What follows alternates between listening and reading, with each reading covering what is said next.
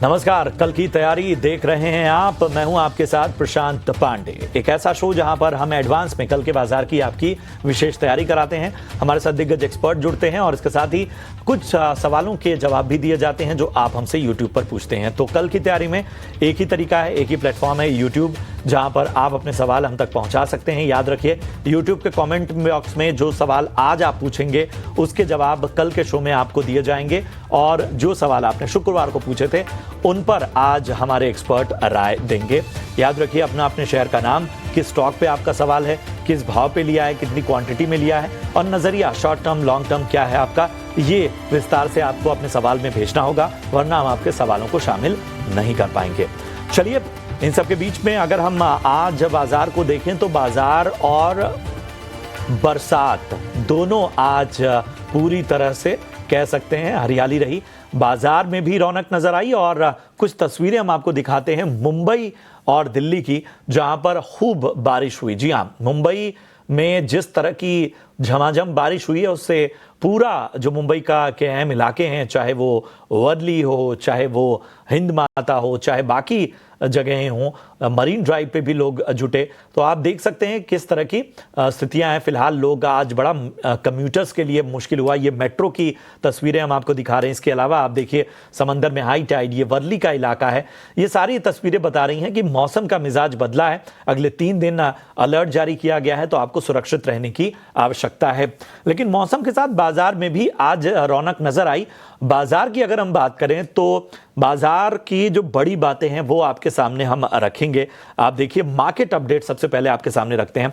Nifty जो है वो 25,000 के पास बंद होने में आज कामयाब रहा, और आप देखिए 150 अंकों की तेजी के साथ 25,000 के पास लेवल्स को थामता हुआ नजर आया। बैंक निफ्टी लगभग 250 अंकों की तेजी यहां पर देखने को मिली, 55,572 के आसपास नजर आया, यानी 55,550 के आसपास यहां पर नजर आया। बात करें इंडिया विक्स की तो यहां पर आप देखिए लगभग 4.5%, 5% तक की एक वक्त पे इंडिया विक्स में तेजी हमें देखने को मिली। मॉनसून, ऑटो, एफएमसीजी यानी खपत वाले शेयरों पर एक्शन नजर आया, और इसके साथ ही रिलायंस, आईसीआईसीआई बैंक, इन्फोसिस, एलएनटी जैसे जो दिग्गज थे उनमें भी आज रफ्तार देखने को मिली। ओवरऑल एडवांस डिक्लाइन रेशियो आपके सामने लाएं तो 1642 शेयर आज ऐसे रहे जो कि आज हरे निशान में इन्होंने क्लोजिंग ली, और 1093 शेयर ऐसे रहे जिन पर दबाव देखने को मिला। तो हमारे साथ आज चर्चा में 2 बेहद खास मेहमान जुड़े, मैं परिचय करा दूं। हमारे साथ जैनम ब्रोकिंग के किरण जानी साहब चर्चा में शामिल हो रहे हैं, और शर्मिला जोशी.com की शर्मिला जोशी जी हमारे साथ इस चर्चा में शामिल हो रही हैं। तो किरण जी, सबसे पहले मैं आपके पास आना चाहूंगा कल के बाजार के लिए। किरण जी, क्या नजरिया बन रहा है, क्या आपकी राय बन रही है कल के बाजार को देखते हुए? ओवरऑल अगर हम मार्केट का स्ट्रक्चर देखें तो कहीं ना कहीं मार्केट का स्ट्रक्चर अभी भी पॉजिटिव है। आज जिस तरह का गैप अप ओपनिंग हुआ, नो डाउट पहले हाफ में हमने कुछ प्रॉफिट बुकिंग देखा, लेकिन वहां से वापस मार्केट संभल के अपने डेज हाइस की तरफ ही क्लोज हुआ। निफ्टी की क्लोजिंग काफी शानदार है, 25,000 का जो उसका एक साइकोलॉजी लेवल है, और साथ ही साथ आप देखोगे तो ये मंथली एक्सपायरी में 25,000 के कॉल के ऊपर मैक्सिमम ऑप्शन राइटिंग भी हमने देखी थी। तो कहीं ना कहीं उस लेवल से जिस प्रकार का हमें रेजिलियंस देखने को मिला और मार्केट उसके ऊपर है, तो एक पॉजिटिव अप्रोच यहाँ पे रखना चाहिए। बैंक निफ्टी की बात करूं तो बैंक निफ्टी में भी 55,500 एक क्लस्टर रेजिस्टेंस था। हमने देखा था कि पिछले कई दिन से मार्केट 55,500 के ऊपर जाता था, लेकिन वापस क्लोजिंग जो थी उसकी नीचे आती थी। आज पहली बार मार्केट ने 55,500 के ऊपर की क्लोजिंग दी। देयर आर चांसेस कि कल के सत्र में हम अच्छी खासी एक तेजी एटलीस्ट बैंक निफ्टी में देख सकते हैं। आज हमने देखा था कि आईटी हो गया, मेटल हो गया, एफएमसीजी इतना खास नहीं था, फार्मा में थोड़ी गिरावट थी, लेकिन ऑन एंड ऑल आप देखोगे तो ओवरऑल मार्केट, ब्रॉडर मार्केट काफी पॉजिटिव था। तो लेवल वाइज की अगर बात करें तो 24,800 बॉटम लेवल, कोई भी गिरावट आती है कल तो बाई करना चाहिए। 24,800 पे स्टॉप लॉस रखिए, और एक्सपायरी पॉइंट ऑफ व्यू 25,000 25,200 के बीच में एक्सपायरी रहे, ऐसा हमें लग रहा है। बैंक निफ्टी की बात करें तो बैंक निफ्टी में जिस तरह से आज 55,500 होल्ड रखा है, कल मुझे लग रहा है कि बैंक निफ्टी का दिन रहेगा। पीएसयू प्राइवेट दोनों में एक कलेक्टिव मूव आना चाहिए, और मेजरली हमारा व्यू पीएसयू के ऊपर है, और बैंक निफ्टी में 56,000 तक के लेवल भी दिखने चाहिए। तो कल कोई भी गिरावट में हमें लॉन्ग करना चाहिए। एक जो स्ट्रिक्ट स्टॉप लॉस है वो 55,000 का हमें मेंटेन करना रहेगा अगर कोई गिरावट आती है तो, और ऊपर में 56,000 प्लस तक के टारगेट आप एक्सपेक्ट कर सकते हैं। निफ्टी बैंक में 56,000 तक के लक्ष्य नजर आ सकते हैं, लेकिन बाय ऑन डिप्स की रणनीति, कल कोई गिरावट आती है तो खरीदारी करने की आपको सलाह। शर्मिला जी, मैं आपके पास आना चाहूंगा, मेटल पे जरा मैं फोकस करना चाहूंगा। आज जेएसडब्ल्यू स्टील को लेकर एक अहम खबर आई, भूषण स्टील लिक्विडेशन मामले में सुप्रीम कोर्ट से उन्हें राहत मिली है और आज निफ्टी का टॉप गेनर भी बना जेएसडब्ल्यू स्टील। तमाम अहम खबरें भी हम अपने दर्शकों को बता रहे हैं और बाकी भी मेटल पॉकेट्स में देखें तो वेदांता, हिंडाल्को, सेल, हिंद कॉपर, इन सभी में तेजी नजर आई। तो जेएसडब्ल्यू स्टील पे तो राय दीजिए ही दीजिए, बाकी अगर मेटल काउंटर्स आपको अच्छे लगते हैं तो वहां पर भी बताइए क्या नजरिया बन रहा है। तो जैसे कि आपने कहा कि जेएसडब्ल्यू स्टील के लिए डेफिनेटली ये राहत की खबर थी, लेकिन अगर आप वैल्यूएशंस देखेंगे तो थोड़े मुझे लगता है कि ये प्राइस पर सब पॉजिटिव्स प्राइस्ड इन है, तो बहुत अच्छा स्टॉक है। I think I own it also, but मेरे हिसाब से ये लेवल पे आपको नहीं लेना चाहिए। अगर आपको डिप मिले स्टॉक प्राइस में तो एक आप from a long term perspective इस स्टॉक को ले सकते हैं। Overall I think metal basket काफी अच्छा लग रहा है। मेटल बास्केट के बारे में एक ही आपको चीज ध्यान में रखनी चाहिए कि इसमें जब रिकवरी आती है तो जो रीजंस रहते हैं वो हमेशा ग्लोबल फेसिंग रहते हैं, कि अगर आप पूरी चाइना से कुछ संकेत आए या एलएमई में कुछ प्राइसेस के बारे में बात हो, तब हम देखते हैं कि रिकवरी आती है। और इस क्वार्टर में नतीजे भी काफी अच्छे आए हैं, उसके साथ साथ जो एनवायरनमेंट है वो भी काफी सुधरा है।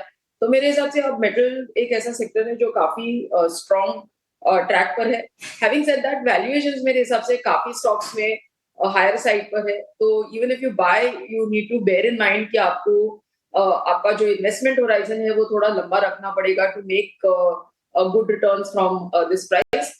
But there is no doubt in my mind कि यहाँ इस लेवल सभी मोर और लेस सभी स्टॉक्स में यहाँ इस लेवल से भी अच्छे रिटर्न्स आपको मिल सकते हैं if your investment horizon is long enough। तो लंबी अवधि का नजरिया लेकर चलिए, लेकिन थोड़े वैल्यूएशन को लेकर कंसर्न्स शर्मिला जी को नजर आ रहे हैं, तो थोड़ा सा गिरावट में खरीदारी की रणनीति आपको रखनी होगी। चलिए बढ़ते हैं आगे। पहला सवाल लेते हैं प्रदीप देवनाथ का कोलकाता से, और इन्होंने किरण जी आईएफसीआई में खरीदारी की हुई है। 55 रुपए के आसपास इनकी खरीदारी है और शॉर्ट टर्म का नजरिया चाहते हैं। आईएफसीआई की बात करें तो काफी अच्छे लेवल के ऊपर उन्होंने हालांकि खरीदारी की है, और आज का जो मूवमेंट था अपने 200 दिन की मूविंग एवरेज के ऊपर आईएफसीआई ने क्लोजिंग दी है 58 के आसपास। अब जिस तरह का ओवरऑल चार्ट पैटर्न है, definitely rounding bottom pattern breakout में दिख रहा है 58 के आसपास, और एक फॉलिंग चैनल ब्रेकआउट भी है। There are very good chances के ऊपर में आप 65 67 तक की एक रैली देख सकते हो। तो मेरे हिसाब से इनको अपने कॉस्ट का ही स्टॉप लॉस रख देना चाहिए, या तो 54 रुपीज का एक स्टॉप लॉस मेंटेन कीजिए और होल्ड कीजिए। ऊपर में एटलीस्ट 65 67 तक की रैली आपको डेफिनेटली आईएफसीआई में देखने को मिल सकती है। क्या होल्ड कीजिए, 65 रुपए तक की रैली आपको नजर आ सकती है। गौरव का सवाल लेते हैं आगरा से। इन्होंने पावर ग्रिड जो है वो खरीदा हुआ है, 2000 शेयर हैं और 300 रुपए के भाव पे शर्मिला जी इन्होंने खरीदारी की हुई है। पूछ रहे हैं कि कब तक प्रॉफिट आ सकता है, लेवल्स आ सकते हैं। मेरे हिसाब से उनको थोड़ा पेशेंस रखना पड़ेगा। स्टॉक मेरे हिसाब से काफी अच्छा है, ओवरऑल सेक्टर भी मुझे काफी पसंद है, लेकिन ये वैल्यूएशन मेरे को इवन एट 296 एक्सपेंसिव लगते हैं, and he is bought it at a price of 300। तो मेरे हिसाब से उनको अपना इन्वेस्टमेंट होराइजन मिनिमम 6 महीना रखना पड़ेगा, because I am saying 6 months, क्योंकि ओवरऑल मार्केट में रिकवरी नजर आ रही है, so that could benefit the sector. लेकिन वैल्यूएशन थोड़े एक्सपेंसिव लग रहे हैं, लेकिन स्टॉक मुझे काफी अच्छा लग रहा है, so I think hold with a 6 month view. महीने तो आपको इसमें रखना पड़ेगा पेशेंस, और फिलहाल नजरिया जो है बुलिश है शर्मिला जी का। चंदन शर्मा का सवाल लेते हैं। एक्साइड में इन्होंने खरीदारी की हुई है किरण जी, और इनके पास 383 के भाव पे ये स्टॉक है। 2 महीने का टारगेट जानना चाहते हैं, 2 महीने कैसा नजरिया बन रहा है आपका? लुक्रेटिव है, एक बड़ा सा राउंडिंग बॉटम पैटर्न है, तो एक कंसोलिडेशन पैटर्न से निकल रहा है स्टॉक। साथ ही साथ आप देखोगे तो 100 दिन की मूविंग एवरेज के ऊपर ऑलमोस्ट आप समझोगे कि लास्ट नवंबर अक्टूबर में उसने अपनी 100 डेज मूविंग एवरेज को ब्रीच किया था। उसके बाद फर्स्ट टाइम अपनी 100 डेज मूविंग एवरेज के ऊपर भी क्लोज दे रहा है, तो काफी स्ट्रॉन्ग पोजीशनिंग है। मेरे हिसाब से 385 386 के आसपास की क्लोजिंग है, इनको बने रहना चाहिए। अगर जो यूजर हमें देख रहे हैं, इन्वेस्टर देख रहे हैं, उनको अगर नई खरीदारी करनी है तो डेफिनेटली एक साइड के अंदर करनी चाहिए। एक स्ट्रिक्ट स्टॉप लॉस जो हमें यहाँ मेंटेन करना है वो 370 का मेंटेन करना है, और जिस तरह के चार्ट पैटर्न है एटलीस्ट आप 420 430 तक के टारगेट आने वाले समय में तो देख सकते हो। तो 2-3 महीने के नजरिए से 370 के स्टॉप लॉस के साथ से डेफिनेटली एक साइड होल्ड रखना चाहिए और नई खरीदारी भी करनी चाहिए। ठीक है, 370 का स्टॉप लॉस लगाइए। आगे आपको 400 और उसके ऊपर के लक्ष्य नजर आ सकते हैं 2 से 3 महीने में। अगर कोई नई खरीदारी भी करना चाहते हैं तो यहां पर खरीदारी कर सकते हैं। संजना दिल्ली से अपना सवाल यूट्यूब पर इन्होंने भेजा है। सोनाटा सॉफ्टवेयर ये खरीदा है इन्होंने और बाइंग प्राइस शर्मिला जी 430 रुपए 430 ये इनकी बाइंग प्राइस है। पूछ रही हैं क्या करना चाहिए। मेरे हिसाब से बने रहना चाहिए। वैल्यूएशंस काफी अट्रैक्टिव है, स्टॉक भी मुझे काफी पसंद है। ओवरऑल ये जरूर ध्यान में रखे कि जो फिलहाल का ओवरऑल एनवायरनमेंट है आईटी के लिए वो थोड़ा ऊपर नीचे हो सकता है, गिवन द फैक्ट कि काफी हमारी जो कंपनीज है वो they are more export facing और टैरिफ वगैरह की जिस तरह की न्यूज फ्लो आती है उससे थोड़ा सेक्टर और उसके स्टॉक्स ऊपर नीचे हो सकते हैं। लेकिन मिड कैप्स में मेरे हिसाब से जो थोड़े बहुत स्टॉक्स है जो इसमें you have to be little specific, क्योंकि जो उनके जो the industry that they are catering to वो अगर आपको अच्छी लगे और इसमें उनका पोजीशनिंग आपको अच्छा लगे तो स्टॉक्स में इन्वेस्ट करना चाहिए। और उनमें डेफिनेटली मेरे हिसाब से सोनाटा एक स्टॉक है, वैल्यूएशंस भी काफी अच्छे हैं। So I think be patient and stay invested in the stock. मेरे हिसाब से आपको यहाँ इस लेवल से भी 15-20% के रिटर्न बन सकते हैं। तो 15 से 20% इन लेवल से भी अपसाइड जाने का पूरा अनुमान शर्मिला जी की राय में बने रहने की सलाह। लेजिम हमारे एक दर्शक हैं मणिपुर से, इन्होंने अपना सवाल हम तक पहुंचाया है।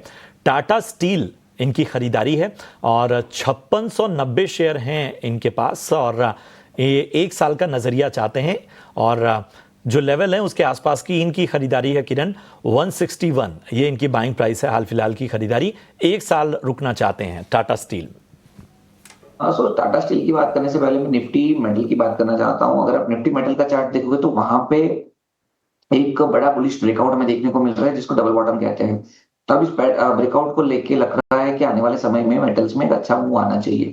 टाटा स्टील की बात भी आप करोगे तो टाटा स्टील में 165 के आसपास का एक क्लस्टर रेजिस्टेंस है, उसी रेजिस्टेंस के अंदर ये मूव कर रहा है। तो मेरे हिसाब से इनको होल्ड रखना चाहिए। जो स्टॉप लॉस है वो 158 का मेंटेन कीजिए। अगर 158 का लेवल ब्रेक नहीं होता है तो ऊपर में 175-185 तक की rally Tata steel definitely they सकता है। तो मेरे हिसाब से होल्ड रखना चाहिए और मेटल हमारा प्रिफर्ड सेक्टर भी है जो आने वाले समय में अच्छे रिटर्न्स दे सकता है। ठीक है, तो बने रहने की सलाह आपको मिलती हुई। सुहेल का सवाल लेते हैं और इन्होंने अलवर राजस्थान से अपना सवाल भेजा है। डीएलएफ में खरीदारी की है शर्मिला जी, 750 रुपए की इनकी बाइंग है। बताइए क्या राय बन रही है डीएलएफ में। और नॉट जस्ट डीएलएफ लेकिन पूरे रियल एस्टेट पॉकेट में मेरी सेक्टर और स्टॉक्स में मेरी काफी पॉजिटिव राय है। Overall I think from a market perspective जहां अभी इंडियन मार्केट्स है वहां से मुझे लगता है कि रियल एस्टेट सेक्टर का बहुत एक अहम रोल होगा गोइंग अहेड, और खास करके टियर 2 टियर 3 सिटीज में। So my focus is more towards affordable housing और उस तरह के स्टॉक्स। लेकिन डीएलएफ एज वी नो कि उनका जिस तरह से डेटा आता है very high end homes in Gurgaon Noida all that, और वहां पे उनकी काफी अच्छी होल्ड है, काफी अच्छे नंबर्स आ रहे हैं। So I'm positive on the stock. As I said, maybe more positive on some other players within the real estate space. लेकिन DLF पर भी पॉजिटिव ही राय होगी और उनको इसमें बिल्कुल बने रहना चाहिए। रहने की सलाह। फटाफट से एक और सवाल ले लेते हैं। सुधीर का जम्मू से हमारे पास सवाल आया हुआ है। बजाज ऑटो किरण जी खरीदा है 8,079 के आसपास की खरीदारी है। शॉर्ट टर्म का नजरिया चाहते हैं। जो बजाज ऑटो की अगर हम बात करें तो लास्ट वीक में आपके चैनल के ऊपर भी हमने डिस्कस किया था कि बजाज ऑटो हमारा प्रिफर्ड ऑटो स्टॉक्स है। नो डाउट नीचे के लेवल से काफी अच्छी रिकवरी है, लेकिन ऊपर से जिस तरह से ये ब्रेक डाउन हुआ था उसके लिए चलते हुए लग रहा है कि बजाज ऑटो में यहाँ से काफी अच्छी एक स्टीम बाकी है। तो करंट मार्केट प्राइस से कोई भी गिरावट आती है तो बाई करना चाहिए और जिनके पास है उनको डेफिनेटली होल्ड रखना चाहिए। 8600 का आप स्टॉप लॉस मेंटेन कीजिए और ऊपर में एटलीस्ट आप 9500 से लेकर 10,000 तक के बीच के टारगेट एक्सपेक्ट कर सकते हो। लेकिन इसके लिए आपको यहाँ से 3 से 4 महीने की होल्डिंग रखनी पड़ेगी। तो ओवरऑल डेफिनेटली मुझे लग रहा है टेक्निकली एक अच्छा साउंड ब्रेकआउट है, होल्ड रखना चाहिए। करने की आपको सलाह यहां पर मिलती है। बजाज ऑटो में 9,000 के ऊपर 10,000 तक के लक्ष्य आने वाले वक्त में आपको नजर आ सकते हैं। इतने ही सवालों को हम शामिल कर पाएंगे, लेकिन आप अपने सवाल यूट्यूब पर पूछते रहिए, कल उनके जवाब हम देंगे। इन सब के बीच में बढ़ते हैं अपने खास सेगमेंट वीआईपी शेयर्स की ओर।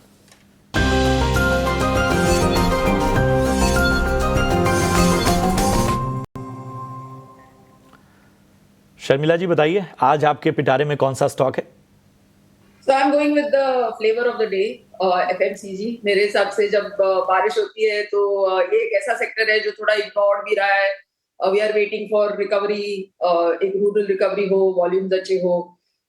सो इसमें एक स्टॉक है टाटा कंज्यूमर जो मुझे काफी पसंद है. इनका अगर आप ओवरऑल रेंज ऑफ प्रोडक्ट्स देखें और जिस तरह का उसमें उनका टर्नओवर है वो देखे, जो रीच देखे, तो सभी चीजों को देखकर जो जो उन्होंने लेबल्स अक्वायर किए हैं, all things put together, I think there is a long way for this stock to go. लेकिन मेरे हिसाब से आप इस रिजल्ट्स थोड़े ऊपर नीचे रहते हैं एक दो क्वार्टर, बट आई थिंक वो भी अभी धीरे धीरे that is getting tackled and they will leave that behind.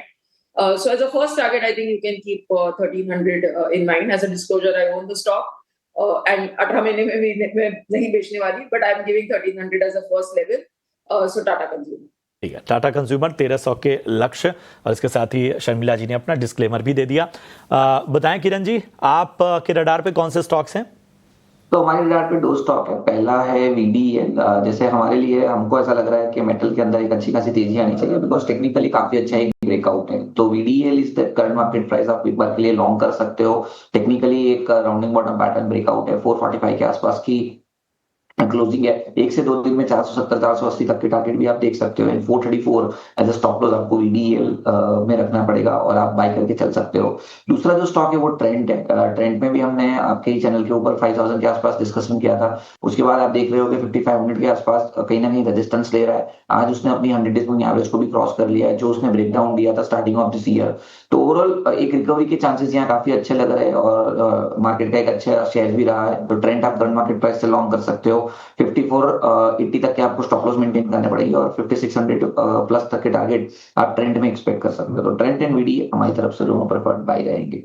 तो वेदांता और ट्रेंड ये पसंद आता हुआ इस वक्त किरण जी को शुक्रिया करेंगे. किरण जी, इसके साथ ही बहुत बहुत धन्यवाद. शर्मिला मैम, आप दोनों ने अपना कीमती समय दिया और इसके साथ ही निवेशकों का मार्गदर्शन किया, उसका बहुत बहुत धन्यवाद. चलिए, कल की तैयारी में आज के लिए इतना ही. दीजिए इजाजत. आप देखते रहिए ET Now स्वदेश. नमस्कार.